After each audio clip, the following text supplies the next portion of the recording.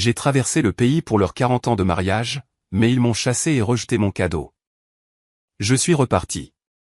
Quand ils ont enfin découvert ce qu'il y avait à l'intérieur, ils ont roulé 14 heures jusqu'à chez moi.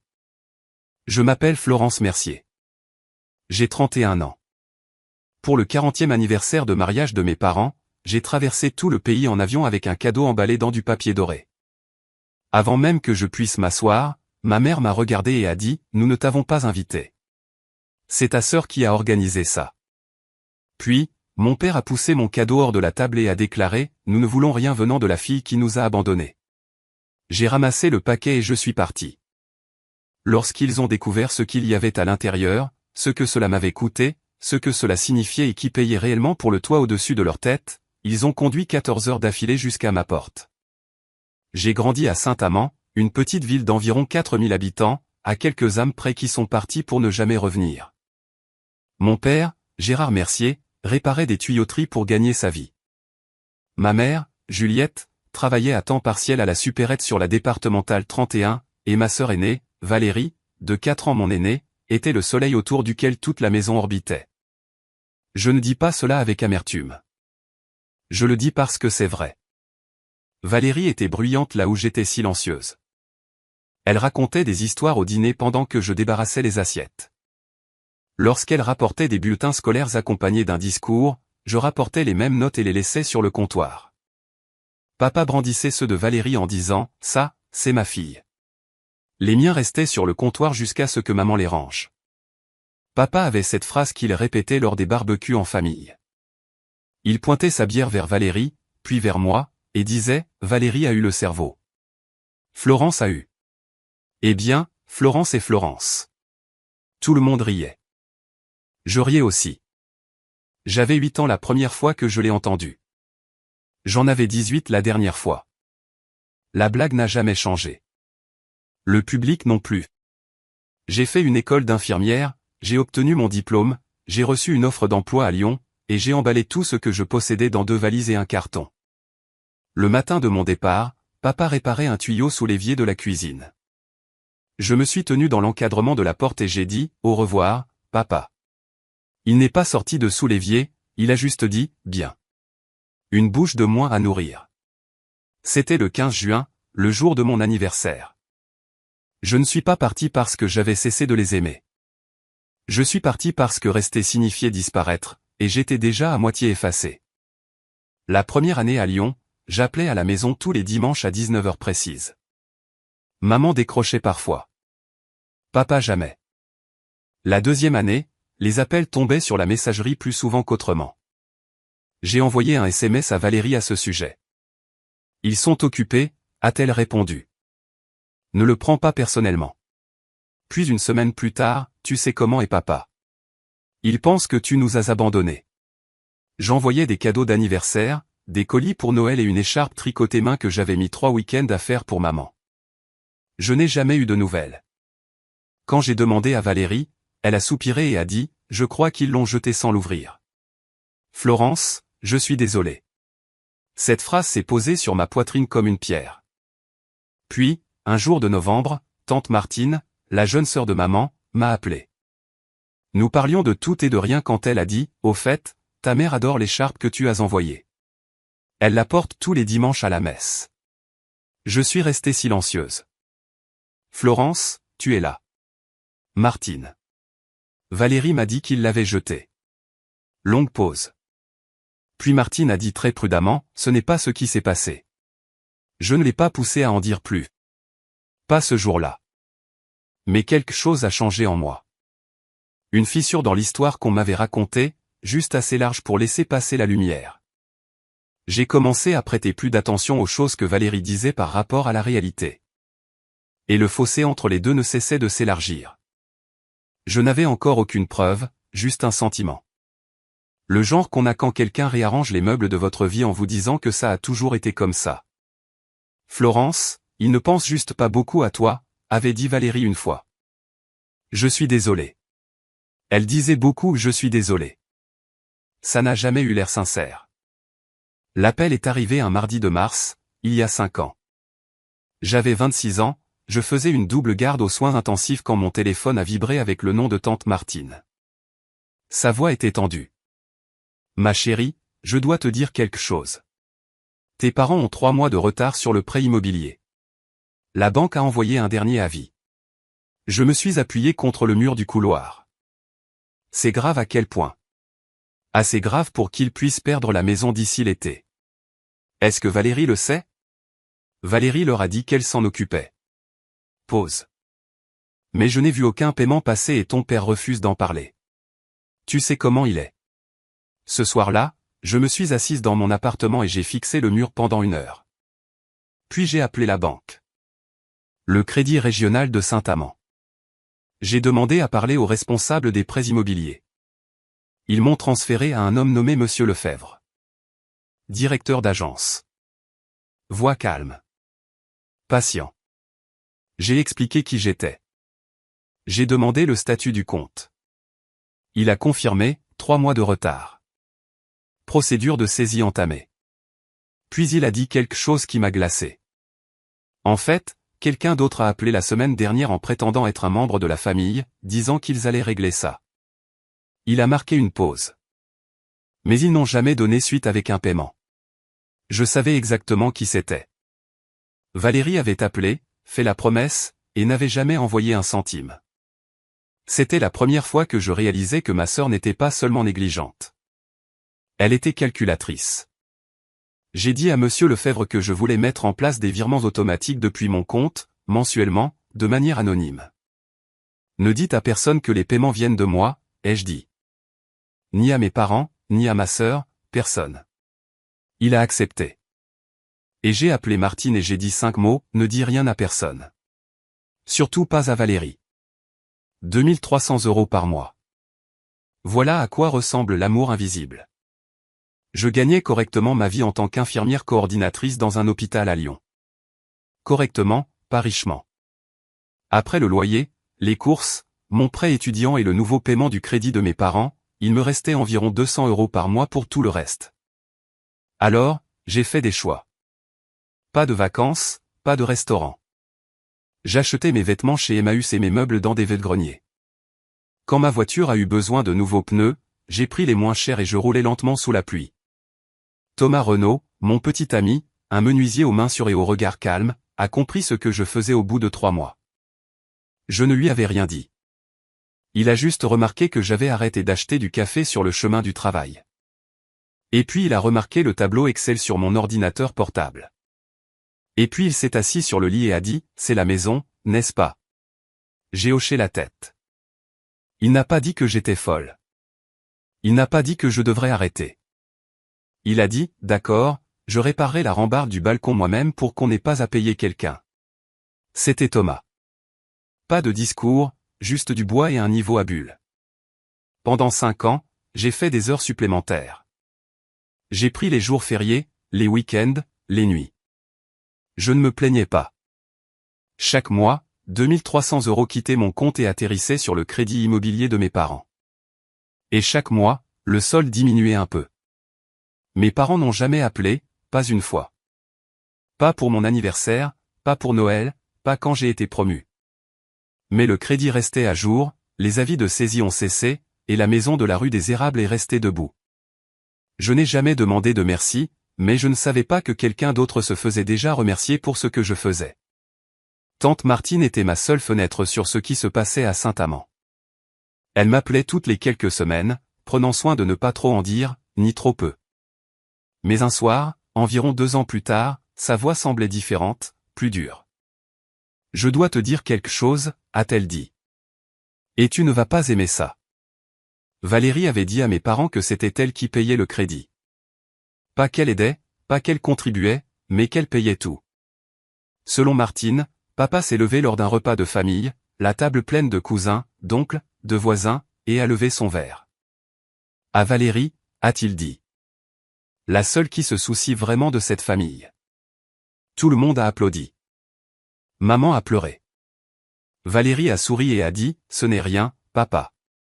Tu ferais la même chose pour moi. Ce n'était pas rien.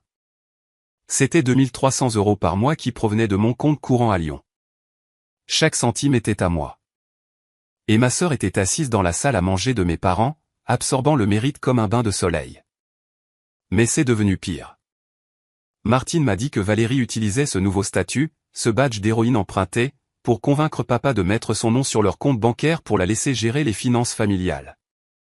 Elle s'est même fait ajouter au contrat d'assurance, tout cela avec la bénédiction reconnaissante de papa. Elle se positionne, a dit Martine sèchement. Et tes parents lui donnent les clés. J'avais la nausée, mais je ne les ai pas appelés. Je ne l'ai pas dénoncé. Je me suis dit, tant que la maison est en sécurité, peu importe qui reçoit le mérite. Puis Martine a dit la chose qui m'a brisé. Ton père a dit à ton cousin Benoît la semaine dernière. Ces mots exacts, j'ai élevé une bonne fille et une étrangère. J'ai raccroché et je n'ai appelé personne pendant 3 jours. Puis les fêtes ont cessé de m'inclure vers la 3e année. Toussaint, maman ne se sent pas bien. Valérie dit que ce serait mieux si tu ne venais pas à Noël, papa ne veut pas de drame. Appelle juste peut-être. Pâques, rien. Pas de SMS. Pas d'appel. Juste le silence. Mais grâce à Martine, je connaissais la vérité. La maison était pleine à chaque fête. Les cousins venaient d'Orléans. Oncle Raymond apportait sa fameuse tarte. Les voisins venaient pour le dessert. Tout le monde était là. Tout le monde sauf moi. Valérie avait construit un mur autour de ma famille et s'était placée à la porte, et personne ne remettait ça en question parce que, pour autant qu'ils le sachent, c'était elle qui gardait un toit au-dessus de leur tête. Pendant ce temps, je continuais de payer chaque mois. Le solde est passé de 140 000 à 80 000, puis 60, puis 40. Je regardais les chiffres tomber sur mon application bancaire comme une sorte de compte à rebours inversé, non pas vers un début, mais vers une fin. Thomas m'a demandé un soir pendant qu'on faisait la vaisselle, quand est-ce que ça finit, Florence? J'ai séché une assiette, je l'ai posée sur l'égouttoir. Quand la maison sera payée, ai-je dit, alors je saurai qu'ils sont en sécurité. C'est suffisant. Il m'a regardé comme il le faisait parfois, comme s'il pouvait voir le coût de ce que je portais et souhaitait pouvoir le partager en deux. Est-ce que ça l'est vraiment, a-t-il demandé. Est-ce suffisant? Je n'ai pas répondu. Le dernier paiement est passé en septembre. 5 ans, 60 virements mensuels, 137 412 € au total. La maison de la rue des Érables était libre de toute dette, appartenant entièrement à Gérard et Juliette Mercier. Et 2 semaines plus tard, j'ai reçu la seule chose à laquelle je ne m'attendais pas, une invitation, en quelque sorte. Je faisais défiler Facebook un dimanche matin quand je l'ai vu. Le post de Valérie, lumineux et public. Organisation de la fête des 40 ans de mariage de maman et papa. Famille uniquement, 14 octobre. Ça va être tellement spécial. 200 likes, 40 commentaires, des cousins se taguant les uns les autres, des voisins demandant quoi apporter. Oncle Raymond promettant 3 tartes cette fois. Aucun message pour moi, aucun appel, aucun SMS. Je suis restée assise avec mon téléphone à la main pendant un long moment. Puis j'ai appelé Valérie. Elle a décroché à la 4e sonnerie. Florence, salut. J'ai vu le post. Quand dois-je réserver mon vol? Silence. Puis, oh, je ne pensais pas que tu voudrais venir. C'est leur 40e anniversaire, Valérie. Je sais, mais papa a dit qu'il ne voulait pas de malaise. Est-ce que papa a dit ça ou est-ce que c'est toi? Une autre pause. Plus longue cette fois. Je pouvais l'entendre recalculer. J'essaie juste de protéger tout le monde, Florence. De quoi? De ma présence à l'anniversaire de mes propres parents? Ce n'est pas comme ça. Alors c'est comment? Elle expira d'un coup sec. Écoute, je ne veux juste pas que ça tourne au drame. Tu n'as pas été là. Les gens vont poser des questions. Laisse-les demander. Florence, je serai là. J'ai raccroché. Mes mains tremblaient. Pas de colère, mais de quelque chose de plus profond. 5 ans de silence. Et ma sœur décidait encore si j'existais ou non. Cette nuit-là, allongé dans mon lit, je fixais le plafond. Thomas s'est tourné et a dit, tu y vas, n'est-ce pas? Ouais. Bien. Il a marqué une pause. Qu'est-ce que tu apportes? J'y ai pensé pendant exactement une seconde. La vérité. Il n'a pas demandé ce que je voulais dire. Je pense qu'il le savait déjà. Et quelque part dans cette chambre sombre, quelque chose en moi est passé de l'espoir à la décision. Tu ne pourras pas m'effacer de ma propre famille, Valérie. Plus maintenant. Le lendemain matin, j'ai appelé Monsieur Lefebvre au Crédit Régional. Monsieur Lefebvre, c'est Florence Mercier. Florence, ravi de vous entendre. Félicitations, au fait. Ce dernier paiement est bien passé. C'est justement pour ça que j'appelle. J'ai besoin de l'attestation originale de mainlevée d'hypothèque et d'un relevé complet de tous les paiements effectués au cours des 5 dernières années, chaque transaction, chaque date. Il est resté silencieux un moment. Vous êtes sûr de vouloir tout ça? Ça montre tout. Votre nom, votre compte, chaque virement. C'est exactement pour ça que je le veux. Donnez-moi quelques jours. J'aurai tout cela notarié et prêt. Le paquet est arrivé la semaine suivante. Une épaisse enveloppe Kraft de la banque. À l'intérieur, l'attestation de paiement, officielle, tamponnée du sceau de la banque. Derrière, 60 pages de relevé de transaction. Mon nom sur chacune d'elles. J'ai aussi écrit une lettre. Une page manuscrite sur du papier blanc ordinaire.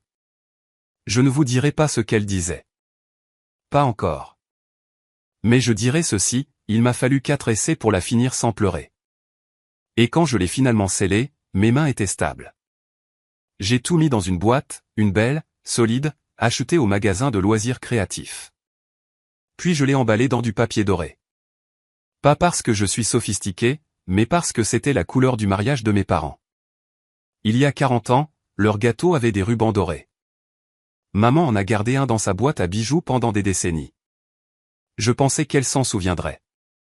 Le matin de mon vol, Thomas m'a conduite à l'aéroport. Sur le trottoir, il a tenu mon sac pendant que je restais là avec la boîte dorée coincée sous le bras. Quoi qu'il arrive, a-t-il dit, tu as déjà fait ce qu'il fallait.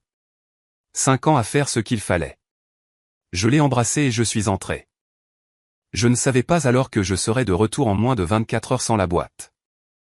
Le vol vers le nord a duré 1h30. J'ai passé tout ce temps avec la boîte dorée sur mes genoux, passant mon pouce sur le bord de l'emballage.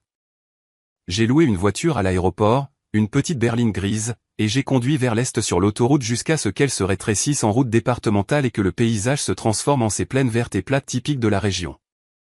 Je me souvenais des silos à grains, des églises blanches, de cette station-service sur la D31 qui affichait la fermeture définitive depuis que j'étais au collège. J'ai tourné dans la rue des Érables à 16h15, et elle était là, la maison. Le même crépi beige, le même grillage, la même allée fissurée. Mais aujourd'hui, il y avait des ballons attachés à la boîte aux lettres. Une banderole faite maison était accrochée au porche, joyeux 40e, Gérard et Juliette. Des voitures bordaient les deux côtés de la rue. J'en ai compté au moins 20. Je me suis garé au bout du pâté de maison, j'ai coupé le moteur, je suis resté assise. À travers les fenêtres de devant, je pouvais voir des gens bouger. Je pouvais entendre de la musique, de la variété française monter juste assez fort pour filtrer à travers les murs. Des rires, des voix superposées comme elles le font quand une pièce est pleine. 60 personnes à l'intérieur et pas une seule ne m'attendait. J'ai regardé la boîte dorée sur le siège passager. Le coin de l'emballage s'était froissé pendant le vol.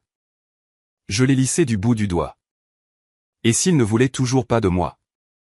Et si j'entrais là-dedans et que rien ne changeait? Je suis resté assise 10 minutes, regardant la lumière changer à travers les arbres. Puis j'ai pris la boîte, ouvert la portière et posé le pied sur le trottoir.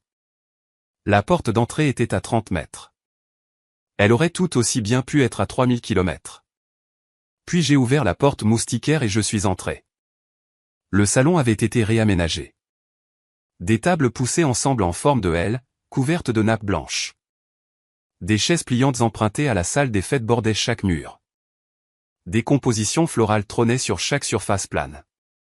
La touche de Valérie, sans aucun doute. Un diaporama joué sur un ordinateur portable dans un coin. Des photos de maman et papa à travers les années. Je n'étais pas sur beaucoup d'entre elles. Quelques têtes se sont tournées, puis quelques autres. Madame Petit, notre vieille voisine, a été la première à parler. Florence. Oh mon Dieu.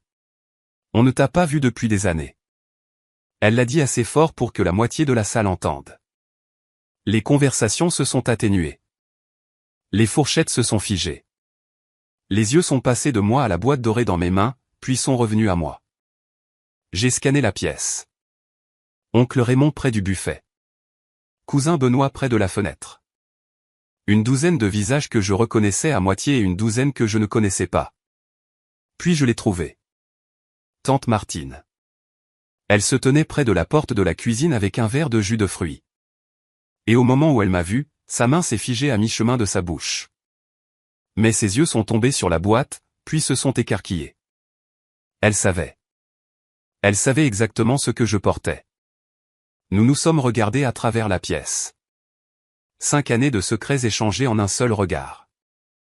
Je pouvais voir la question sur son visage, tu es sûr? J'ai fait un petit signe de tête. Martine a posé son verre et a pincé les lèvres. Puis elle a hoché la tête en retour. Juste une fois, fermement. Derrière moi, la porte moustiquaire a grincé en se refermant. Devant moi, le murmure de la pièce s'est reconstruit. Plus calme maintenant, mais avec une nouvelle fréquence, le bourdonnement bas de l'inattendu. Les gens regardaient et je n'avais même pas encore dit un mot. Valérie était au milieu d'une phrase quand elle m'a vu. Elle se tenait en bout de table avec une coupe de champagne, prononçant ce qui ressemblait à la fin d'un toast. Point et je suis tellement reconnaissante de pouvoir vous rendre l'appareil, surtout avec la maison. Tout ce que j'ai fait, je l'ai fait par amour. Applaudissements. Quelques verres levés. Et papa a hoché la tête depuis sa chaise comme un roi recevant un tribut. Puis les yeux de Valérie ont dérivé au-delà de la foule et se sont posés sur moi. Le changement fut instantané, pas dramatique. Elle était trop exercée pour ça, juste un scintillement, un resserrement autour de la bouche. Puis le sourire est revenu, plus large, plus chaleureux, comme si elle l'avait répété devant un miroir. Elle a posé son verre et a marché vers moi. Chaque pas mesuré. Quand elle fut proche, elle se pencha. Pas une étreinte, juste assez près pour chuchoter, « Qu'est-ce que tu fais là? Je t'avais dit que papa ne voulait pas de toi ici. Je suis venu donner leur cadeau à maman et papa, ai-je dit. » Ma voix était égale. Mes mains ne l'étaient pas. Valérie a jeté un coup d'œil à la boîte dorée. C'est quoi ça? Un truc de dernière minute acheté à la boutique de l'aéroport? Je n'ai pas répondu. Elle s'est approchée. Tu devrais partir avant que papa te voie. Mais c'était trop tard. À travers la pièce, papa s'était tourné sur sa chaise et maman, assise à côté de lui, me fixait déjà. À ce moment-là, je me suis souvenu de quelque chose que monsieur Lefebvre avait dit en me remettant les documents. Mademoiselle Mercier, c'est l'une des choses les plus désintéressées que j'ai vues en 20 ans dans cette banque. Vos parents ont de la chance. De la chance? Debout dans ce salon, regardant ma sœur me barrer la route et la mâchoire de mon père se serrer à ma vue, chance semblait être un mot d'une autre langue. Mais j'ai continué à avancer. Maman m'a vu avant que papa ne dise quoi que ce soit. Elle était assise à sa gauche sur une chaise pliante rembourrée. Ses mains reposaient sur une serviette en papier qu'elle avait pliée en un petit carré. Quand nos yeux se sont rencontrés, quelque chose a bougé sur son visage. Surprise, peut-être soulagement, peut-être culpabilité. Je ne pouvais pas dire. C'était là pendant une demi-seconde, puis parti. La pièce devenait plus silencieuse. Les gens regardaient maintenant. De la façon dont les gens regardent quand ils sentent quelque chose arriver mais ne savent pas quoi. Florence. La voix de maman était petite. Nous ne t'avons pas invité.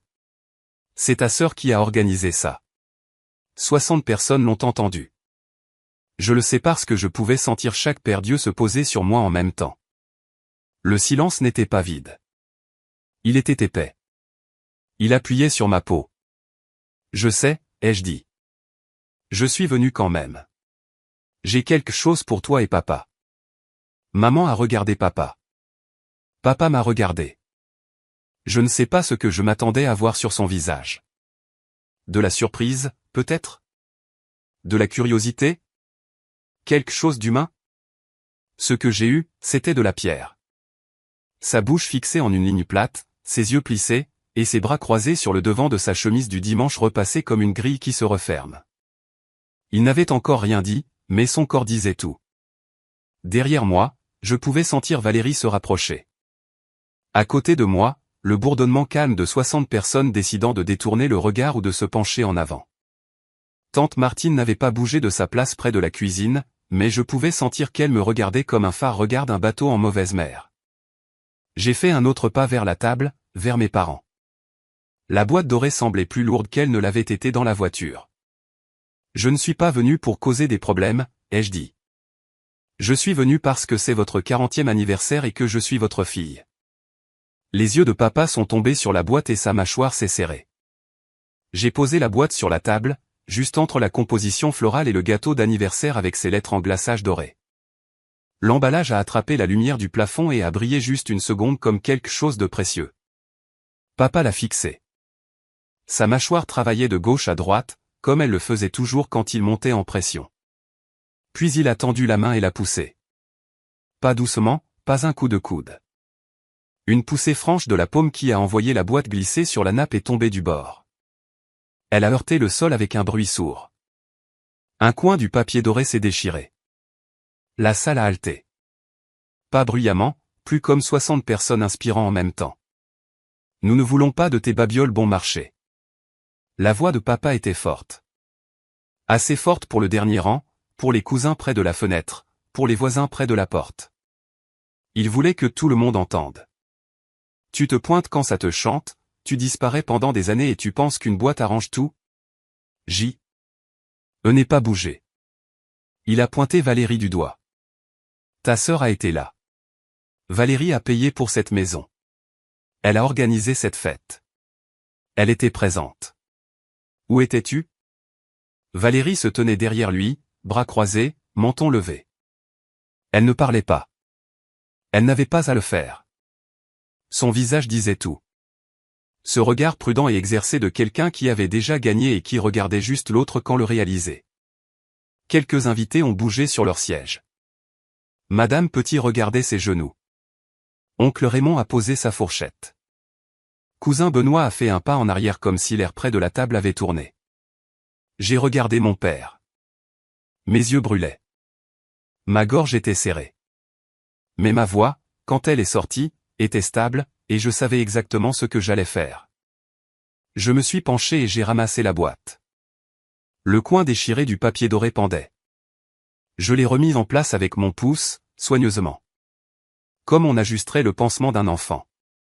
J'ai pris mon temps. Toute la salle regardait. Puis je me suis redressé.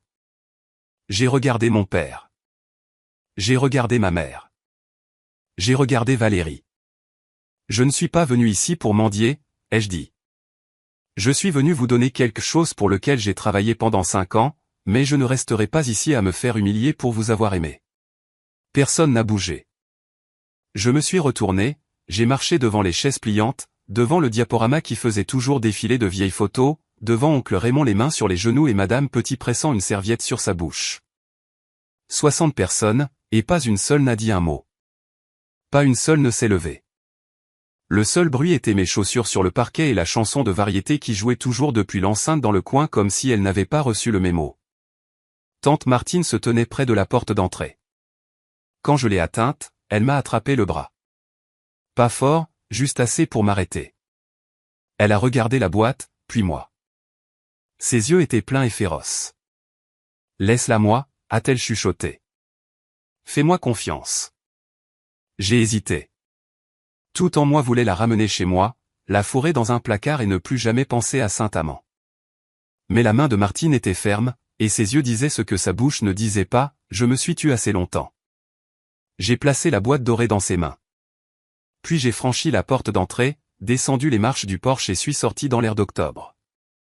Je ne me suis pas retourné, mais je l'ai entendu, ma mère disant mon nom. Juste une fois, très doucement, et puis plus rien. En m'éloignant de cette rue, je n'arrêtais pas de me demander, pourquoi ai-je continué d'espérer? 5 ans que je payais leur crédit, et qu'est-ce que j'ai eu? Une boîte jetée d'une table et une porte fermée derrière moi. Avez-vous déjà tout donné à quelqu'un qui ne l'a même pas remarqué? Qui a regardé au-delà de votre sacrifice et a remercié quelqu'un d'autre pour cela? Qu'auriez-vous fait? Auriez-vous laissé la boîte ou l'auriez-vous emportée? Dites-le moi dans les commentaires. Je veux vraiment savoir. J'étais déjà sur l'autoroute quand ça a commencé. Je ne l'ai pas vu se produire, mais Martine m'a raconté chaque détail plus tard, et ce n'est pas une femme qui exagère. Si quoi que ce soit, elle minimise. Donc, quand elle m'a raconté ce qui s'est passé dans ce salon après mon départ, j'ai cru chaque mot. Voici ce qu'il s'est passé. La fête a essayé de reprendre. Valérie a tapé dans ses mains et a dit « Bon, tout le monde, ne laissons pas ça gâcher la soirée de maman et papa. Qui veut du gâteau ?» Quelques personnes ont murmuré. C'était le genre de pleurs qui ne se soucie pas de qui les entend. Martine a baissé les papiers. Elle a regardé Gérard directement. C'est ça qui était à l'intérieur de ce truc bon marché que tu viens de jeter par terre. Les 5 ans, les 137 000 € de la fille qui, selon toi, s'en fichait. Personne ne respirait. Gérard s'est tourné vers Valérie. Son visage était quelque chose que j'aurais aimé pouvoir voir. Martine l'a décrit comme un homme regardant sa propre maison prendre feu. Chaque ligne, chaque ride se réarrangeant autour d'une nouvelle compréhension. Tu m'as dit que tu payais le crédit. Sa voix était plate. Dangereusement plate. Le visage de Valérie était devenu blanc. Pas rose, pas rouge, blanc. C'est comme si quelqu'un avait débranché une prise quelque part derrière ses yeux. J'ai aidé, a-t-elle dit. J'ai contribué. Martine n'a pas bronché. Vraiment? Parce que Monsieur Lefebvre à la banque a confirmé que chaque paiement, absolument tous, provenait d'un seul compte. Celui de Florence. Pas 1 euro de toi, Valérie. Elle a fait une pause. Pas un. Ce n'est pas. Je voulais dire que j'ai aidé d'autres façons. Une voix du fond. Tante Denise, la sœur de Gérard, 70 ans et tranchante comme un couteau de cuisine. De quelle façon exactement? Valérie a ouvert la bouche. L'a fermée. L'a rouverte. Rien n'est sorti. La salle a tourné. On pouvait le sentir comme une marée qui s'inverse. Les gens qui hochaient la tête au toast de Valérie il y a 10 minutes la fixaient maintenant. De la façon dont on fixe quelqu'un qu'on vient de réaliser ne pas connaître du tout. Oncle Raymond a secoué la tête lentement. Madame Petit ne voulait même pas regarder dans la direction de Valérie. Cousin Benoît a croisé les bras et s'est appuyé contre le rebord de la fenêtre, la mâchoire serrée. Valérie a fait un pas en arrière, puis un autre. Personne n'a bougé vers elle. Personne ne l'a défendue. Le silence autour d'elle était total. Gérard agrippait toujours sa chaise, mais il ne regardait plus Valérie. Il regardait la porte d'entrée. La porte que Florence avait franchie. La porte qu'il ne l'avait pas empêché d'atteindre. Le relevé bancaire ne ment pas, Valérie. C'était Martine. Calme maintenant. Presque douce. Presque. Martine a plongé la main dans la boîte une dernière fois. Il y a encore une chose, a-t-elle dit. L'enveloppe blanche, mon écriture sur le devant. Maman et papa. Martine a regardé Gérard. Tu veux lire ça toi-même ou tu veux que je le fasse? Gérard n'a pas répondu. Ses mains tremblaient trop pour tenir du papier. Maman pleurait toujours, le genre calme maintenant. Le genre qui vient après que le genre bruyant manque d'air. Martine a ouvert la lettre. Elle l'a lu lentement. Pas tout. Elle m'a dit plus tard qu'elle ne pouvait pas tout lire sans que sa voix ne se brise. Alors elle leur a donné les parties qui comptaient le plus. Maman et papa, je sais que vous pensez que je suis parti parce que je m'en fichais. Mais je suis parti pour pouvoir prendre soin de vous depuis un endroit où j'étais assez forte pour le faire. Cette maison est la vôtre. Elle l'a toujours été. J'ai juste fait en sorte que personne ne puisse vous l'enlever. Martine a marqué une pause, s'est stabilisée. Je vous aime. Je vous ai toujours aimé, même quand vous ne me voyez pas. Elle a plié la lettre et l'a posée sur la table devant Gérard. La salle était dévastée. Il n'y a pas d'autre mot. Les femmes plus âgées s'essuyaient les yeux avec des serviettes. Oncle Raymond avait la tête baissée. 2 des voisins se sont dirigés tranquillement vers la porte, non par manque de respect, mais parce qu'ils savaient que ce n'était plus leur moment. Maman a tendu la main à travers la table et a pressé ses doigts contre la lettre comme si elle touchait le visage de Florence. Gérard restait assis là, les coudes sur les genoux et la tête dans les mains. 64 ans. Et l'homme avait l'air d'avoir vieilli de 10 ans en 5 minutes. Valérie était partie. À un moment donné pendant la lecture de la lettre, elle avait pris son sac à main et s'était glissée par la porte arrière sans un mot. Personne n'a remarqué. Gérard a sorti son téléphone avant même que Martine n'ait fini de poser la lettre. Il a composé mon numéro. Je m'insérais sur l'autoroute vers l'ouest, la lumière dorée du soir coupant à travers le pare-brise, et j'ai vu son nom clignoter sur l'écran. Je l'ai fixé jusqu'à ce qu'il passe sur messagerie. Il a rappelé. Messagerie. Maman lui a pris le téléphone, m'a appelé elle-même. J'ai vu son nom apparaître. Juliette Mercier. Je n'avais pas vu ça sur mon écran depuis 3 ans. Messagerie. De retour dans le salon, Martine m'a raconté cette partie. Gérard a posé le téléphone sur la table et l'a juste fixé comme s'il attendait qu'il sonne de lui-même, comme si la technologie pouvait réparer ce qu'il avait brisé de ses propres mains. Martine a dit, elle est probablement en route pour l'aéroport. Elle a traversé le pays pour toi, Gérard, et tu ne l'as même pas laissé s'asseoir. Il n'a pas répondu. Les invités ont commencé à partir. Un par un, puis par groupe, ils ont rassemblé leurs manteaux et murmuré des choses comme belle soirée auxquelles personne ne croyait. Le gâteau restait intouché. La banderole se balançait toujours sur le porche. Joyeux 40e. Le vieux monsieur Humbert, le voisin qui vivait en face depuis avant ma naissance, s'est arrêté à la porte en sortant. Il a mis sa main sur l'épaule de Gérard. Tu sais, Gérard, a-t-il dit. J'ai toujours pensé que Florence était la silencieuse. Il s'avère que le silence ne veut pas dire l'absence. Gérard n'a pas levé les yeux. Après le départ de tout le monde, il n'y avait plus que Gérard et Juliette à la table.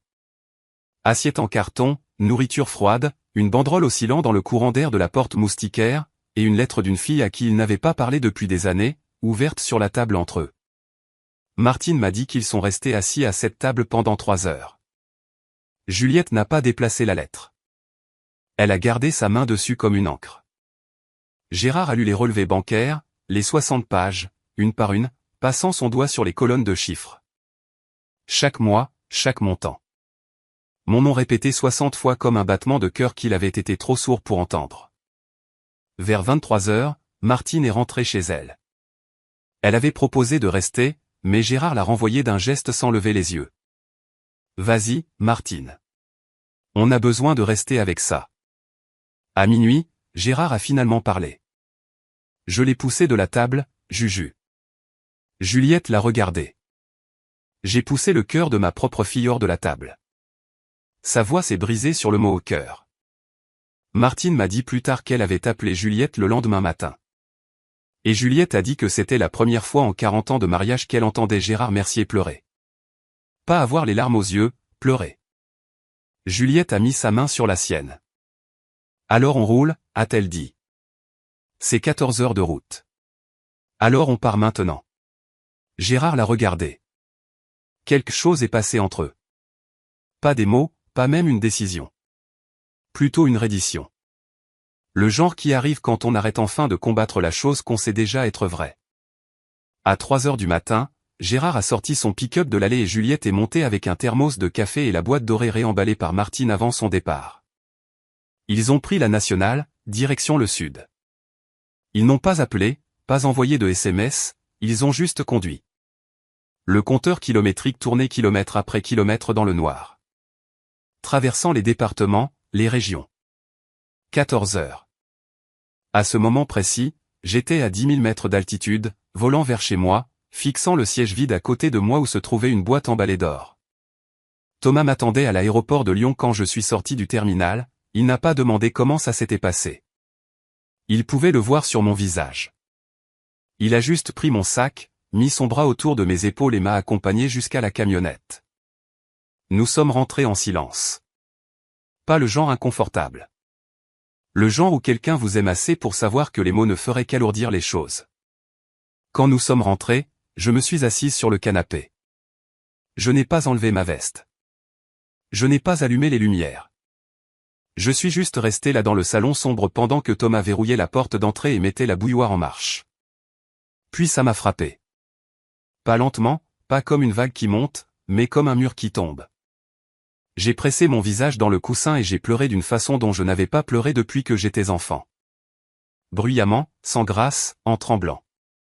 Thomas s'est assis à côté de moi. Il a mis sa main sur mon dos et n'a pas dit un mot. Pas ça va aller. Pas il ne te mérite pas. Pas toutes ces choses que les gens disent quand ils ne savent pas quoi offrir d'autre. Il est juste resté. Après un long moment, je me suis redressé, j'ai essuyé mon visage avec ma manche, j'ai éteint mon téléphone. Je ne voulais entendre personne de Saint-Amand. Pas ce soir. Pas encore.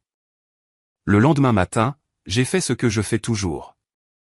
Levé à 5 heures, café fait, assise sur le porche avant en peignoir avec la tasse chaude dans les mains, regardant le ciel passer du noir au gris puis au bleu. Ai-je eu tort d'y aller? Ai-je eu tort d'espérer? Je continuais de retourner ça comme un caillou dans ma poche que je ne pouvais m'empêcher de toucher. Et puis, à exactement 6h07, j'ai entendu une voiture arriver. Je n'ai pas reconnu le pick-up au début. Un utilitaire blanc poussiéreux, de la crasse de route sur les ailes, des plaques d'un autre département. Il s'est garé de travers contre le trottoir comme si le conducteur s'était arrêté à la hâte.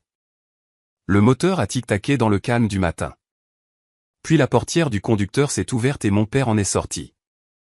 Gérard Mercier, 64 ans, chemise en flanelle froissée, la même qu'à la fête, les yeux cernés de rouge, les cheveux poussés d'un côté après 14 heures appuyés contre un appuie-tête. Il avait l'air d'avoir vieilli de 5 ans en une nuit. Maman a contourné le côté passager. Elle tenait la boîte dorée, réemballée, le coin déchiré réparé avec du ruban adhésif frais. Elle la serrait contre sa poitrine comme si elle risquait de s'envoler. Il se tenait au bout de mon allée. 6 mètres de béton entre nous. Papa n'a pas bougé. Il est juste resté là, les mains le long du corps, la bouche travaillant comme s'il mâchait quelque chose qui ne voulait pas descendre. 14 heures de route et il ne savait toujours pas quoi dire en premier. Je suis resté sur le porche, café à la main, peignoir, pieds nus sur le bois froid. Nous nous sommes regardés. Le quartier se réveillait. Un chien aboyait quelque part. Un arroseur s'est mis en marche 2 portes plus loin. Le monde ordinaire continuait de bouger autour de nous pendant que nous restions immobiles. Puis mon père a parlé. Sa voix était dépouillée de tout. Je suis désolé, Florence. 4 mots, et c'étaient les mots que j'avais attendu toute ma vie d'entendre de cet homme. Il a dégluti, a essayé à nouveau. J'ai repoussé la seule personne qui nous soutenait vraiment. Je n'ai pas couru vers lui. Je ne me suis pas effondré.